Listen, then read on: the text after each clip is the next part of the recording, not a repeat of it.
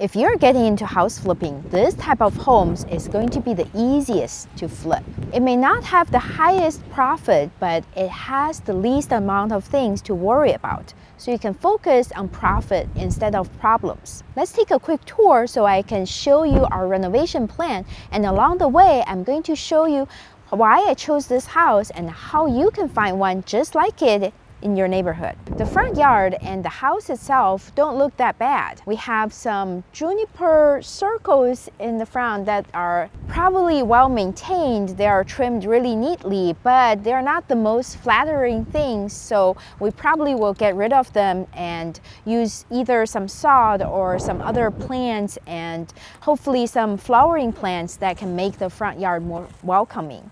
And then for the building itself, there are some trims that we may want to remove because they make the house look kind of traditional. But other than that, we probably will just give it a fresh coat of paint. Really, you can't see much that needs to be maintained on the exterior. So that's going to be one of the reasons why we choose this type of homes, because it doesn't have a ton of things for us to work on. Welcome inside. In this tight entryway, we're going to replace the light fixture and also the linoleum floors. And then we get to the living room. It's quite surprising to me that this fixer-upper was actually staged, and my videographer was confused and thinking we were doing an after video instead. But that's another reason why I chose this house. It was actually listed on the MLS. So to prep it for the market, they actually repainted the interior and also refinished the floors and had it all staged. That's going to save us some money, even though we may need to repaint the house again of a lighter color and also refinish the floor with a different stain, but still it saves us on some of the necessary repairs that we usually have to deal with. For the focal point though, this fireplace doesn't look great. It has some stains and it's quite dated, so we probably want to paint it so it looks fresh. I'm so not used to seeing a fixer-upper so clean, but we do have some work to do here. First of all, we're going to take out this pony wall / cabinets and also the cabinets on the other side, so we'll make the floor plan more open. And then in this dining room, we're going to replace this hideous light fixture. And also, we are going to pretty much gut everything in this kitchen. The cabinets are so short and the hardware's so ugly. The appliances don't really match and there's just nothing that we can salvage. But the good thing is this floor plan is perfect. This is exactly how we are going to keep the new kitchen. So the sink and all the appliances in the same place, and this door to the garage still in the same place. So that makes our renovation job so much easier, and the cost can also be controlled very well. Thinking you're going into a room? No, you are in the hallway still. So this door at the end of the hallway is really odd. So we plan to take it out and make this doorway much bigger. And then this tiny little light fixture is not doing so much, so we're probably going to put resized lights in here. And then we have 2 guest bedrooms in the hall, and this room looks almost exactly like how it would be done after we remodel it. So there's not much for us to do, and so is this other bedroom. The guest bathroom is unusually large. We have shower panels, the wall panel, and then countertops, and then flooring all in different patterns and colors, and they don't match, which is kind of odd. So we definitely need to gut everything to use new tiles and also fixtures. So here I want to point out that there's a little nook for this vanity, but it's really unnecessary. It feels a little spacious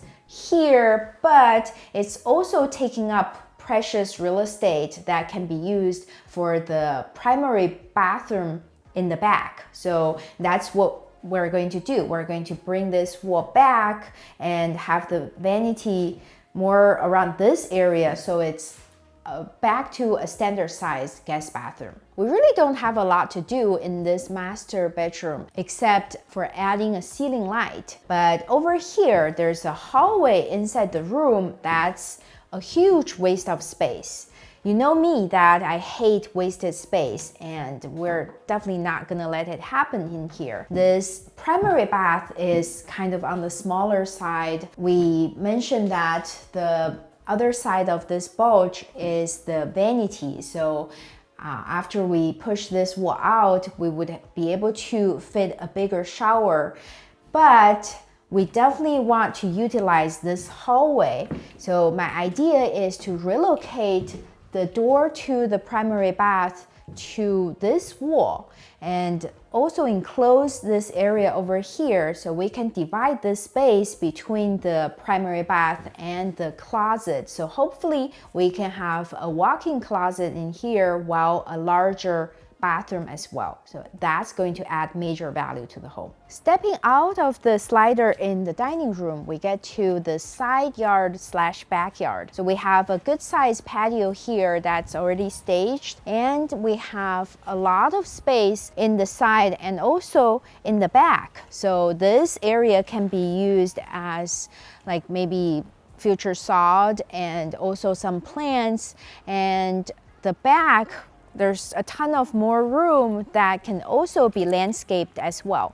One thing that we definitely want to do is to repair the fence that's falling apart on the side and also add new fence in the back so there's more privacy, because right now you can see everything in the neighbor's yard and that's not very desirable. So let's talk about how I found this house and how you can potentially find something similar to this in your area. So this house was brought to me by an agent that I've been in contact with, and he told me that he's actually in the same office with the agent who's listing the house. So he has insider information, and we were able to make an offer on this house, even though it's on the MLS, but it was not really taking offers yet. So we just went in to make an offer before the offer deadline and before we had any competition. That's why we were able to get it for a very good price. That's how you can also find properties like this in your neighborhood.